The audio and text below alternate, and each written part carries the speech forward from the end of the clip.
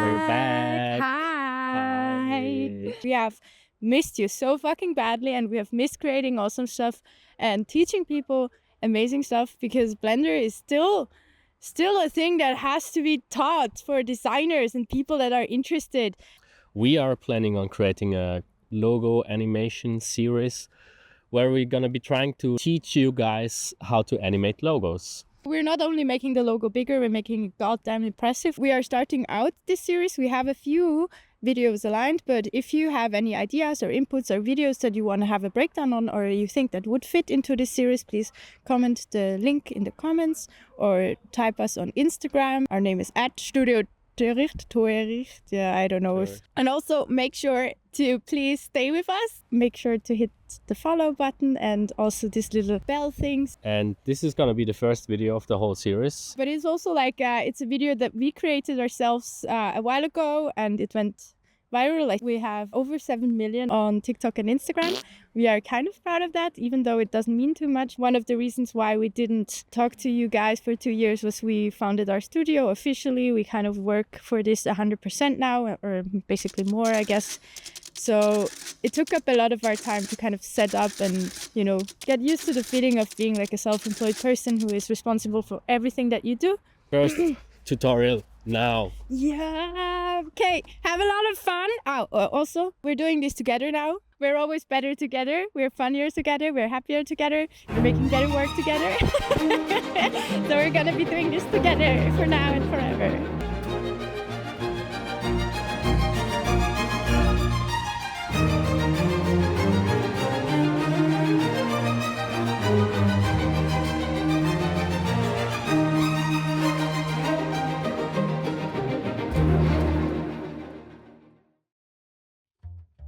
Okay, right. Okay, let's start with the part where you actually learn something. Everything we click and do is like displayed on the bottom left corner, so you can follow everything exactly if you don't catch up with us. Save your files. Alright, we're gonna start with the first part, where we set up our scene. After opening a new scene, we delete everything, not only the default cube.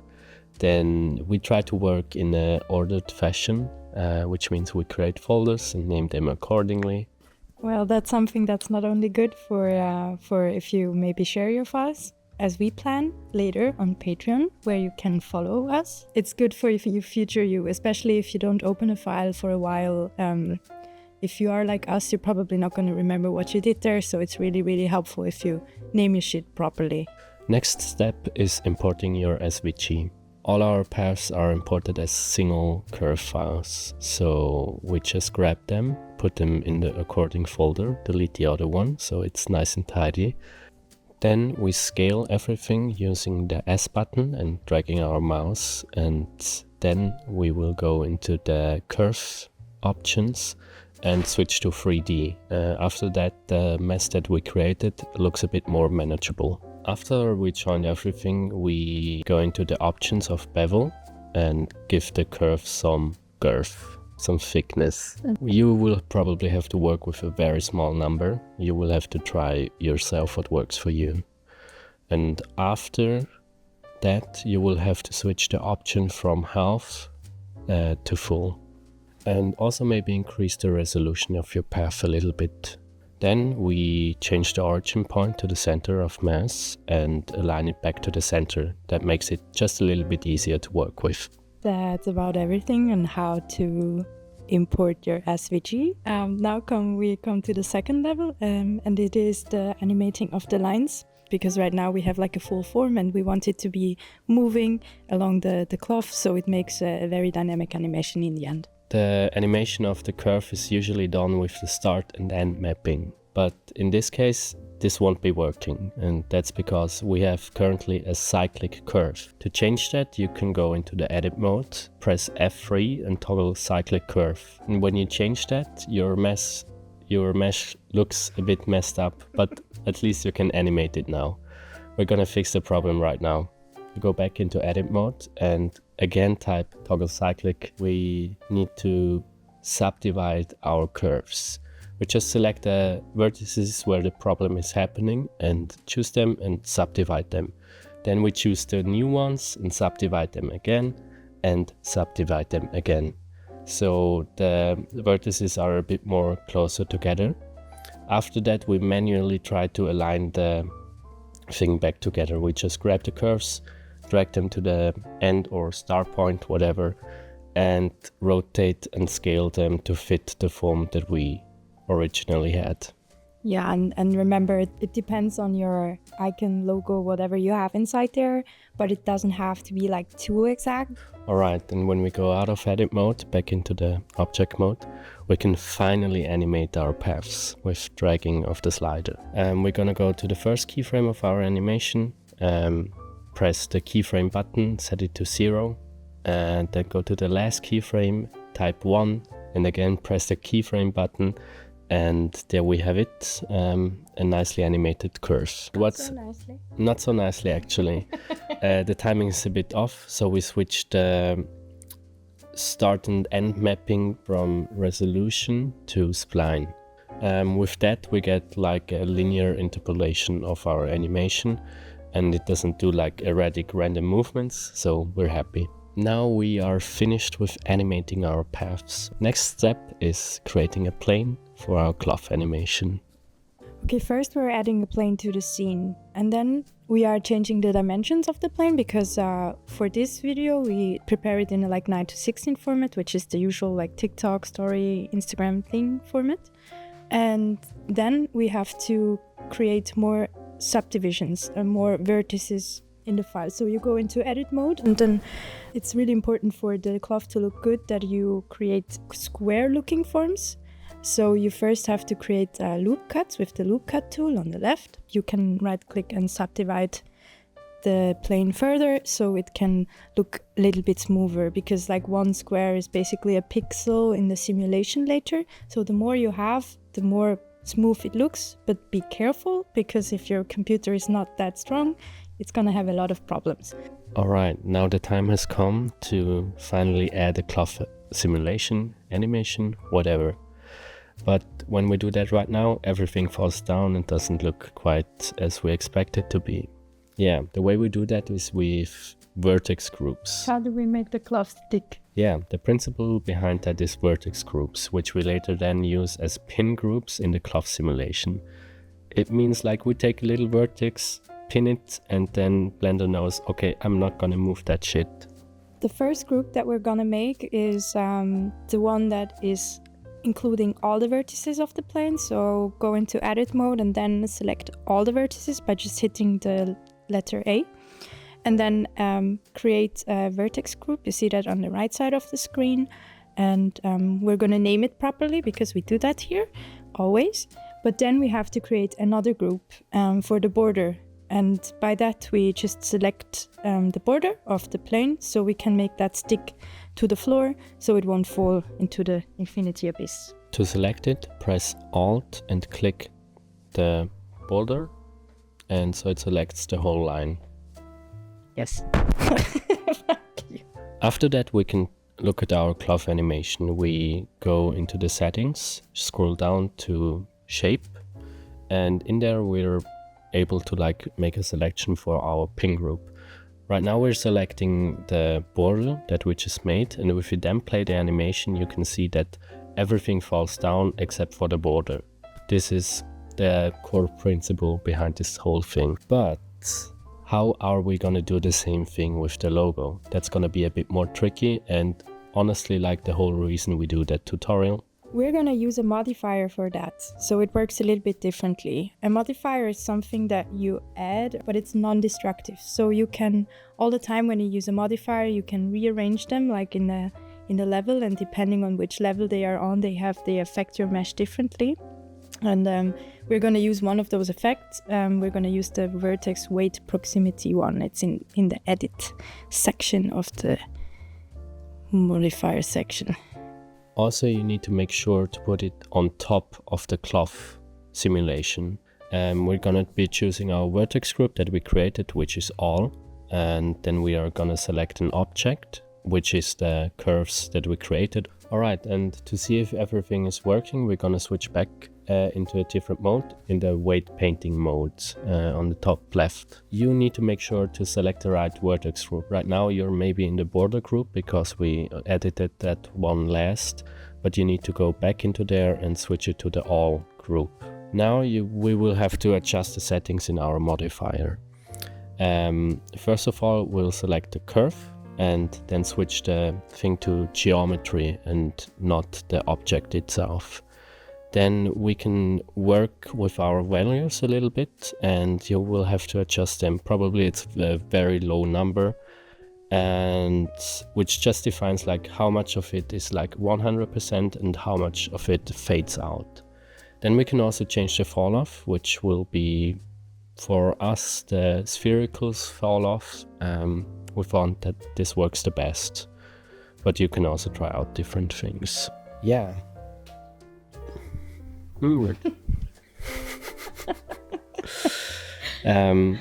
Okay. Also make sure that after you've switched to geometry, select not the vertex, but select the faces. Maybe to also break it down a little bit, the vertex weight proximity modifier just creates a weight map depending on which objects are close to the plane. So the map is influenced by all the objects that are close. So make sure that you don't move the SVG that you imported up or down, because then it won't be influencing the plane. Happened to me. Took me a while to figure it out, so I'm saying it right now so you don't have to make this mistake. Alright, and right now it should also work with our animation. If we play the animation, it should change the vertex weight or the weight painting dynamically, which is a cool trick. Now, when we go back into like our cloth simulation, everything, and we have chosen the pin group as all, the vertex group, and we play it then, we can see that our logo is pinned to the mesh and everything else falls down while the logo stays. Even though we created the border pin group, so how are we going to solve that problem now? We're going to do a little bit magic with another modifier. Warning, these modifiers are horrible to work with. First of all, we're gonna add another modifier. It's the vertex weight mix modifier. As group A, we're gonna choose the all vertex group, and as group B, we're gonna choose our border. You will need to have to try out which options to use, but usually we select for the vertex set, we select all of them, and for the mix mode, we use subtract. This will subtract one vertex group from another and will result in the logo and the border being displayed as a weight map on our mesh. But if we go into object mode and play the animation right now, we will face a little problem. Nothing happens. In my notes I wrote common problems. We run into this every damn time and it's really true, so be aware. It's probably gonna happen to you too. Yeah. The thing that's happening is like only our borders and the logo is dropping. That's because the vertex map is inverted, which means like everything that's red is like fixed to the place and everything that's blue can move freely. Yeah, wait, I have made like a very beautiful little for that. Wait. Farf mit dem Pfeil. Nice. Okay, so red is the part that sticks. And blue is the part that wobbles. Remember that, because if you have it inverted, it's not going to work. Alright, to inverse it, we have to go back into the first modifier, the vertex weight proximity. But you will have to invert the values that you made. Like the higher one needs to go on the lower one and vice versa. After that, you will maybe also have to change the vertex weight mix modifier to change it from like subtract to add, or like the other way around. For us, we had to set it to add and then it worked out alright. Also, sometimes you need to check the little box which says normalize weights. This is where we need to change the cloth physics. On the top right you can find a lot of kind of presets like silk, cotton, rubber, whatever. You can try them out. I usually prefer cotton or silk, but you will need to see for yourself. First of all, we're going to be adding some pressure and also disabling the gravity, because we don't want gravity pulling our cloth down and it looks a a little bit nicer and a little bit more airy when we don't have that enabled. And if we play our animation right now, we can see it kind of already looks like something. The cloth blows up and the stitches, or whatever you want to call it, are happening. Oh, I think there's a leaf in our camera. No. Yeah, I'm sorry. If you add pressure, you can already see the cloth moving differently, but sometimes you want to add like a little bit more drama to the scene. So in the shape folder, you can also shrink the cloth, which means that it has a little bit of dynamic in the distance of the vertices, so it can blow up additionally. Yeah, it quite literally shrinks or grows the mesh, like there's more fabric to work with. We usually put something like -2 or -1. Minus 0.2, not minus 2. Yeah, minus 0.2, minus 0.1. Try to find something that you kind of like, and yeah, everything still looks like crap, so it's time to optimize our cloth. First of all, we're gonna be adding a subdivision modifier. This one is gonna go on the top of the whole stack, will define the resolution of our whole animation. So again, please be careful with the numbers. Anything above 3 or 4 is probably gonna damage your computer and your sanity. Maybe save your file before working with that, just in case you crash it. Happened. And as soon as we add the subdivision modifier, you can see the resolution of our cloth increases a lot, and it also takes a lot longer to load. Feel free to take the time and experiment a lot. The best way to learn something is if you really take the time. Sometimes it can look a little bit ugly at the start of our animation, because everything kind of like crumples up, because it's like expanding and everything. And one way to fix that is like animating our values, like the pressure value and also the value of our shrinkage. We want our shrinking factor to be on like the highest amount, at like frame 20 or something, whatever works for you. Set a keyframe, then go back again to like frame 5 or 7, and then set it to 0 and set another keyframe to animate it. The same goes with our pressure value. My goal is always like to have the cloth blow up before it expands. My main goal is to blow up and then act like I don't know nobody. So there aren't too many wrinkles and crumples inside of it, and it looks a little bit nicer. Alright, and when you're kind of happy with your animation, you will have to bake it. You can either bake it as it is, or increase your subdivisions on the first layer to make it look much nicer. Nice. A lot more nice. A lot more nice. More subdivision means more time, so choose carefully. Before baking, we're gonna be setting our in and out frames for the bake. We don't have to bake like the whole 250 frames, because at some point the animation is gonna be like static. So we're gonna choose a range that's much more reasonable. Let's go to Baking Town. Ga je mij ook uitvinden? The important talking water. It's exhausting. Okay, after baking the whole animation, it will be running much more smoothly than it did before. Then we can see that there are kind of like little imperfections in our mesh when we zoom in. To correct them, we can add another subdivision modifier after everything else. Alright, and with that we kind of are finished with our animation. The only thing left to do is make it look good. So we switched for this to a little more high resolution version because we can. Alright, first of all we're gonna be switching into the material preview mode so we can see what's going on. After that we're gonna drag open a new window, which will be our shader editor. In our shader editor we're gonna be creating a new material, and then nodes will pop up and it will be automatically assigned, and we can start messing with the values. We are not gonna be focusing on like a very advanced or something like crazy. Today we're just gonna be using a very basic material for the sake of this tutorial.